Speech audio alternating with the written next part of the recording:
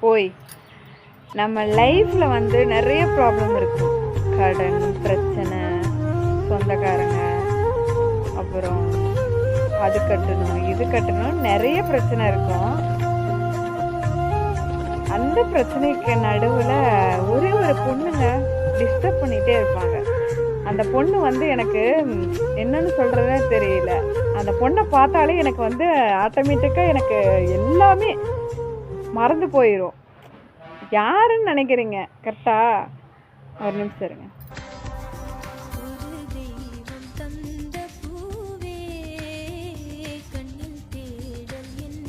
பார்த்தீங்களா? அது வந்து என்னோட பொண்ணுங்க. என் பொண்ணை பார்த்தாலே போதும் எனக்கு கஷ்டம் நஷ்டம் எல்லாம் மறந்து போயிடும். எதுவுமே யோசிக்க மாட்டேன். என் பொண்ணுக்காக தான் இன்னமும் வாழ்ந்துட்டு இருக்கேன். அவள் பேர் சஞ்சனா. எல்லாரும் நேசிக்கிற யாரதான் பொண்ணுங்களை நேசிக்க மாட்டாங்க, அதாவது தன்னோட பொண்ணை நேசிக்காம. ஆனால் வாழ்கிறதுனா தன்னோட பொண்ணுக்காக மட்டும்தான் இருக்கும். இது எல்லா அம்மாக்களுக்குமே நான் சமர்ப்பணம் பண்ணுறேன்.